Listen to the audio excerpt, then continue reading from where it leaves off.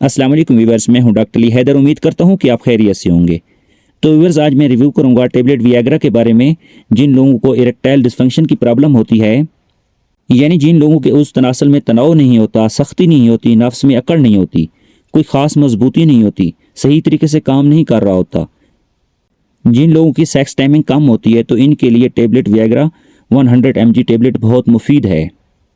आज हम tablet Viagra के बारे में कंप्लीट डिटेल के साथ बात करते हैं, यानी इस टेबलेट की कंपोजिशन क्या है, काम कैसे करती है, किस किस बीमारी में इस्तेमाल की जाती है, क्या डोज होनी चाहिए, दिन में कितनी बार लेने चाहिए, यूजेस और साइड इफ़ेक्ट के बारे में। इसके अलावा कौन से लोग इस टेबलेट को इस्तेमाल नहीं कर सकते, इन्फॉर्मेशन देंगे इस वीडियो में। तो व्यूअर्स, वीडियो को शुरू से लेकर आखिर तक ज़रूर देखिएगा ताकि आप इस टेबलेट के बारे में जान सकें। जी हाँ, जो लोग मेरे YouTube चैनल पर नए हैं तो चैनल को सब्सक्राइब करें और साथ में बेल आइकन का बटन ज़रूर दबाएं ताकि मेडिसिन या दवाइयों के रिलेटेड इन्फॉर्मेशन आप तक पहुंचती रहे। टेबलेट वियाग्रा की कंपोजिशन की बात करें तो जो इसके अंदर दवा है सिल्डेनाफिल सिट्रेट है। सिल्डेनाफिल ये बेसिकली काम कैसे करता है, PED5 फास्फोडिस्ट्रेस इनहिबिटर्स होता है, यानी कि मेल के पेनिस नफ्स के अंदर ब्लड वेसल्स होती हैं, इनको डायलेट करता है, इनको फुलाता है, इनको रिलैक्स करता है। यह दवा साइक्लिक GMP के लेवल को कम नहीं होने देता, डिग्रेड नहीं होने देता, जिसकी वजह से पेनिस के टिश्यू में ब्लड सप्लाई बढ़ जाती है। पेनिस के अंदर जो सख्ती आती है, तनाव बढ़ जाता है, नफ्स अच्छे तरीके से खड़ा हो जाता है, तो ये ब्लड फ्लो की वजह से होता है। अगर ब्लड फ्लो अच्छा है नफ्स की तरफ तो नफ्स में सख्ती और अच्छे तरीके से खड़ा होता है। अगर ब्लड फ्लो अच्छे तरीके से नहीं है तो नफ्स ढीला होगा, मतलब ये ब्लड फ्लो को इंक्रीज कर देती है पेनिस की तरफ। तो इस तरीके से ये दवा काम करती है। तो व्यूअर्स, अब बात करते हैं इसके यूजेस के बारे में। वियाग्रा टेबलेट को इरेक्टाइल डिस्फंक्शन में इस्तेमाल किया जाता है, मतलब जिन लोगों के नफ्स में सख्ती नहीं होती, तनाव नहीं होता, तो इसमें यूज़ की जाती है। शुरू में इस टेबलेट को हाई ब्लड प्रेशर और अंजाइना पेन में इस्तेमाल की जाती थी, लेकिन बाद में वक्त के साथ साथ इस टेबलेट का रिजल्ट देखते हुए इसको इरेक्टाइल डिस्फंक्शन में भी इस्तेमाल किया जाने लगा। Increase blood flow in penis, ये टेबलेट ब्लड फ्लो को बढ़ा देती है पेनिस की तरफ। जिन लोगों का इरेक्शन का मसला होता है वो हल हो जाता है।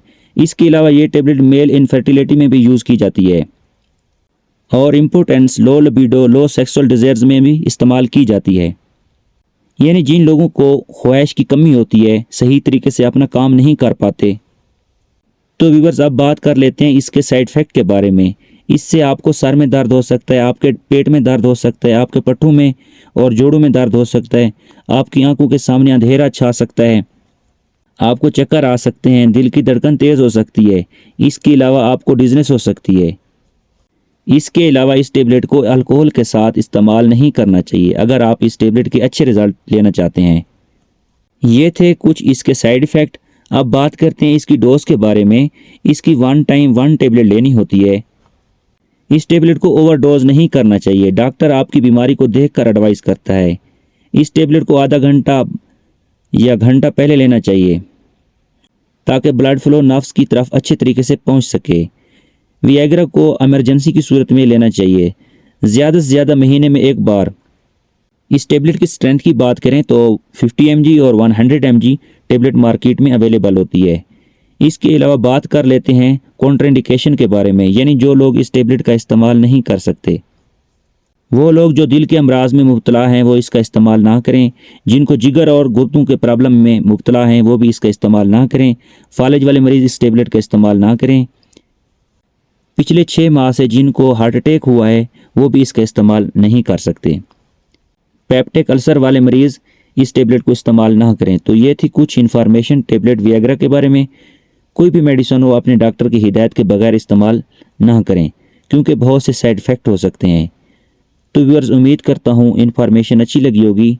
चैनल को सब्सक्राइब करें और लाइक शेयर करना ना भूलें, इससे हमारी हौसला अफजाई होती है। मिलते हैं नेक्स्ट वीडियो के साथ। अल्लाह हाफ़िज़।